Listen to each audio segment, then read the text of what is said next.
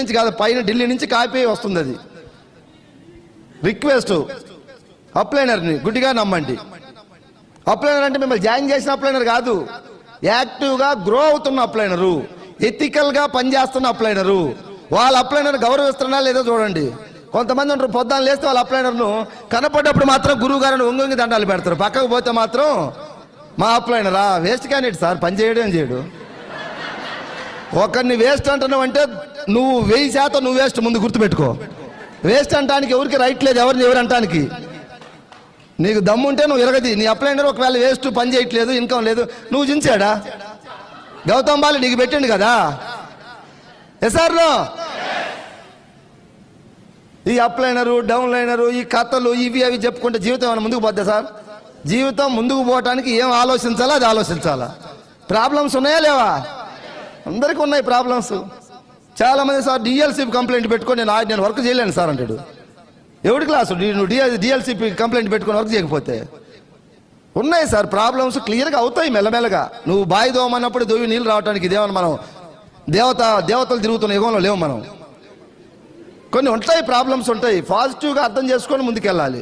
మేము చేరినప్పుడు ఎక్కడో 100 కిలోమీటర్ దూరం వెళ్ళి డిఎల్సిపిలో ప్రోడక్ట్ తెచ్చుకునేటోళ్ళం. మేము చేరినప్పుడు 300 కూడా ప్రోడక్ట్స్ లేవు, ఇప్పుడు 450 ప్రోడక్ట్లు వచ్చినాయి. అగ్రి గ్రాన్యువల్స్తోని మన సైడ్ పాయింట్లన్నీ చేసుకోవచ్చు. ఇప్పుడు మేము చేరినప్పుడు లేవు అవి. చేసేవాడు చేస్తున్నాడు, పరిస్థితులు ఎలా ఉన్నా కూడా. అవునా కాదా? ఈ డిఎల్సిపిలు ఇవి అవి సాకులు చెప్పేవాడు సాకులు చెప్పి కూర్చుంటానే ఉన్నాడు. సాకులు చెప్పేవాళ్ళు ఎప్పుడు సంపాదించలేరంట. కొంతమంది మన ప్రవీణ్ సార్ కలిస్తే కంప్లైంట్ చేయడానికి మాట్లాడుతూ ఉంటారు. నాకు భయం పాపం కంప్లైంట్ చేయడానికి. ఎంతో మంది కంప్లైంట్ చేస్తూ ఉంటారు, మనం కూడా కంప్లైంట్ చేస్తే ఓరికి ఏం ఉపయోగం? నేను గురువు గారు బాగున్నారా, మంచి సేట ఎలా ఉండని అడుగుతా, అందుకని నా ఫోన్ ఎమ్మటే లిఫ్ట్ చేస్తాడు.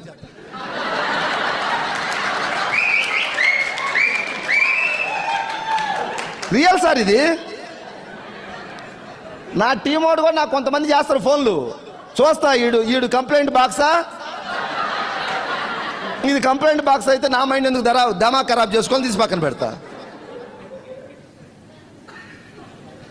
కంప్లైంట్లు ఉన్నాయి, కేసీఆర్ దగ్గర ఉన్నాయి, చంద్రబాబు దగ్గర ఉన్నాయి, జగన్ దగ్గర ఉన్నాయి, మోడీ దగ్గర కూడా ఉన్నాయి సమస్యలు. వాళ్ళ సమస్యలు చూడట్లే. 2024 ఎలక్షన్లో మళ్ళీ అలా గెలిచి అధికారంలో కూర్చొని వాళ్ళు చూస్తున్నారు. మనమేమో కంప్లైంట్లు పెట్టుకొని మనం ముందుకు పోలేకపోతున్నాం. ఈ కంప్లైంట్లు చెత్తంతా తీసి పడేయండి బూట్ క్యాంప్ ద్వారా. ఒకటే, గెలవాలి గెలవాలి గెలవాలి, గెలిచి తీరాలి. డిసైడ్. పేదరికం మీద మన యుద్ధం ప్రకటించాలి. మన పేదరికాన్ని నిర్మూలించుకోవాలా? మనం గెలుద్దాం, పక్కనోడిని గెలిపిద్దాం. గెలిచి నువ్వు మాట్లాడు, సమాజంలోకి నలుగురికి స్ఫూర్తినవుతావు. ఈ పేదరికం నుంచి బయటపడాలి మనందరం కూడా. ఈ నిరుద్యోగ సమస్య మీద మనం యుద్ధం చేస్తా ఉన్నాం వెస్టీజియన్స్గా. ఎంతో మంది ఈరోజు మన వెస్టీజీ ఫ్యామిలీలోకి వచ్చి ఎంటెక్లు బీటెక్లు చేసి పార్ట్ టైంగా వెస్టీజ్లో జాయిన్ అయ్యి ఈరోజు 1,00,000, 2 లక్షలు, 3 లక్షలు తీసుకొని ఉద్యోగాలు నోటిఫికేషన్ పడితే అప్లై చేయట్లే. ఈరోజు నిరుద్యోగ సమస్య నిర్మూలిస్తున్నావా లేదా? ఉద్యోగాలు సైతం వదిలేసిన వాళ్ళు వెస్టీజ్ సిస్టంలోకి ఈ హాల్లో కూడా ఎంతో మంది కూర్చో ఉండొచ్చు.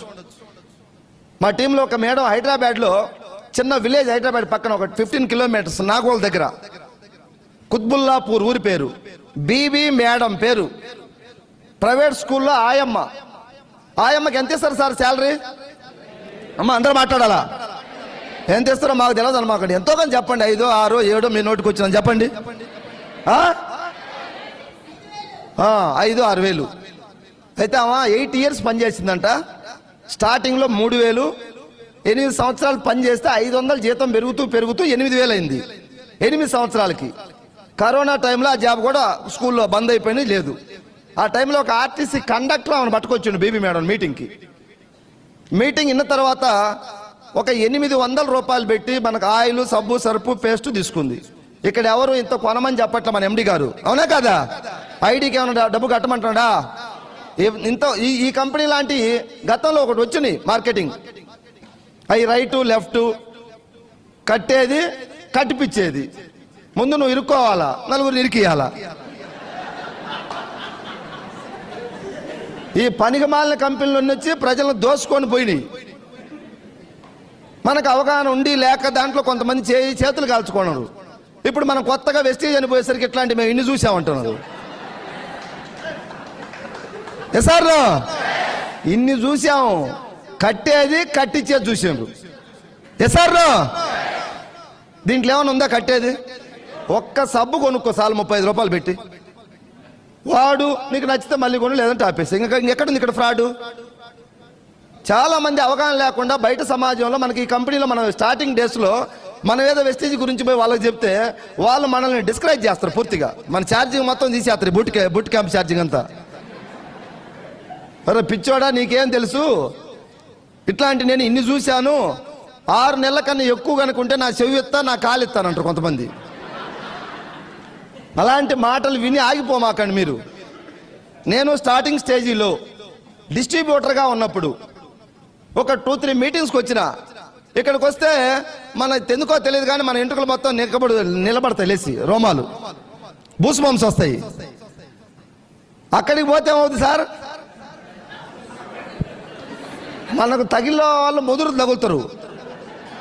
వాళ్ళు ఏ విధంగా ఒక విధంగా నేను డిస్క్రైబ్ చేస్తారు అంతే. ఎందు నీ మాటలతో అయ్యా నాయన లేచి నిలబడుతున్నా, తిరుగుతున్నారు ఎవరో. తిరిగితే ఇక్కడ ఈ డయాస్ మీదకి వచ్చి డ్యాన్స్ చేయాల్సి వస్తుంది లేస్తే. ప్లీజ్, వైట్ షర్ట్ ఇంకా తిరుగుతానే ఉన్నాడు.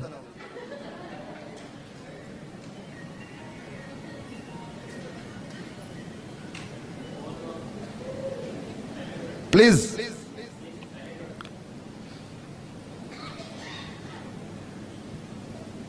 చూడు అబ్బాయి, ఒక అబ్బాయి లేట్ వల్ల నా మైండ్ మొత్తం మళ్ళీ అడిపోయింది ఫోకస్. నాది డీజిల్ బుల్లెట్ లాంటిది. ప్రవీణ్ సారు, రంజిత్ సారు వీళ్ళు